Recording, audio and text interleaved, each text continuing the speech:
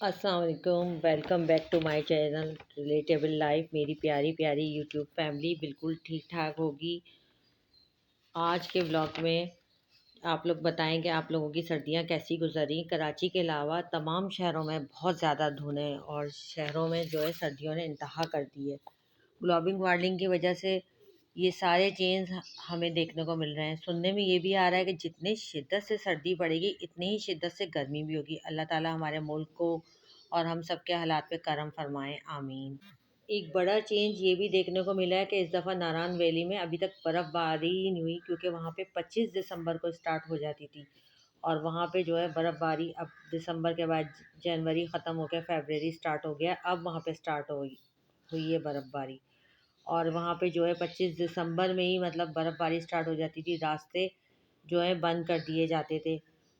आप लोगों ने नोटिस करा होगा कि वहाँ पे 8 दिन की छुट्टियां हो रही हैं, क्योंकि इलेक्शन हो रहे हैं पाकिस्तान में। गवर्नमेंट की तरफ से चलो अच्छा हुआ, जिन इलाकों में सर्दियां बढ़ रही हैं तो वहाँ पे जो है छुट्टियां हो जाएंगी बच्चों की स्कूल की, कुछ बच्चों को सुकून मिल जाएगा। पहले जो है फ़ेब में ही बाहर आ जाती थी, फ़ेब के एंड में ही फुल स्प्रिंग जो है ना सीज़न स्टार्ट हो जाता था। अब ग्लोबल वार्मिंग की वजह से वेदर जो है सारे डिस्टर्ब हो गए हैं। सर्दियाँ लेट आ रही हैं और लेट ही ख़त्म होंगी। फ़ेब में इस बार शदीद सर्दी में गुजरेगा। 9 उम्र जो बच्चे हैं छोटे, आपको पता है वहाँ पे नमूनिया के केसेस वगैरह हो गई हैं।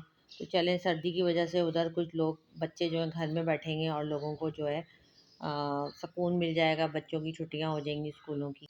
अच्छा, मैं आप लोगों से एक छोटा सा वाक़या शेयर कर रही हूँ। आप सब लोग मुसलमान हैं, इस वाक़ये से आपको कुछ ना कुछ ज़रूर सीखने का मौका मिलेगा। एक दफ़ा हज़रत सल्लल्लाहु अलैहि वसल्लम की खिदमत में एक शख्स हाजिर हुआ और उसने पूछा कि ऐसा क्या सदका करूँ जिसका अजर सबसे ज़्यादा है।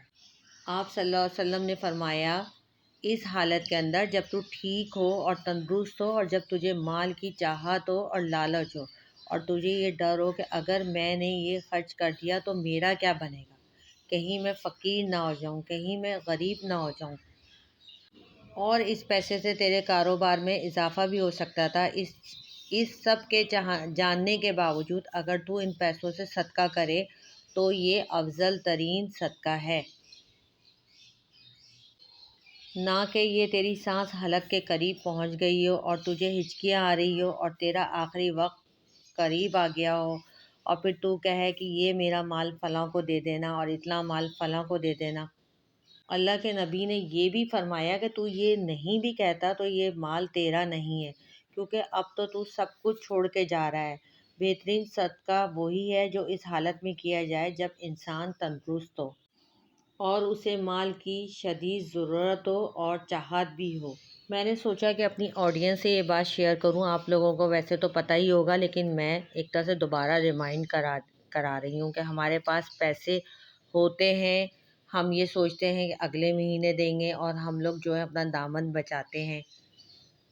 हम ये सोचते हैं कि अगले महीने 10 दिन के बाद देंगे, 20 दिन के बाद देंगे, हम टालते रहते हैं। जैसे ही हमें ख्याल आए तो हमें सदका उसी वक्त कोशिश करके निकालना चाहिए। अल्लाह ताला को बहुत पसंद है अल्लाह की राह में ख़र्च किया जाए। ये सदका समझें आप, अल्लाह ताला के साथ एक तरह से तिजारत है। आप जितना सदका करेंगे उससे कहीं ज़्यादा अल्लाह ताला आपको वापस कर देगा। मुझे अल्लाह ताला जो है हमारा जो है पैसे नहीं देखता कि हम कितने पैसे दे रहे हैं, कितने पैसे अल्लाह की राह में दे रहे हैं। अल्लाह ताला हमारी नीयत देखता है।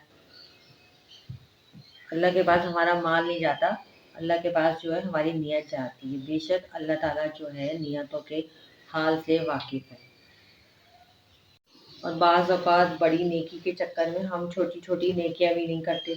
हमारी कोशिश होती है कि हम एक दफ़ा बड़ी नेकी के इंतज़ार में बैठे रहते हैं कि बस पैसे आएंगे तो हम इकट्ठे निकालेंगे, बड़ी नेकी करेंगे। तो कोशिश करें हम छोटी छोटी नेकियों से स्टार्ट लें। खुद ब खुद जो हमारी छोटी छोटी नेकियां हैं वो बड़ी नेकी में जो है कन्वर्ट हो जाएगी। सदक़े की जो है बेहद फजीलत है। और आज के लिए मेरा यही मैसेज है। पसंद आए तो आप लोग लाइक ज़रूर कीजिएगा, शेयर ज़रूर कीजिएगा, कमेंट में बताइएगा कि आपको कैसा लगा। अपना जो है बहुत ज़्यादा ख्याल रखिएगा, दुआओं में याद रखिएगा। स्पेशली अल्लाह हाफ़िज़।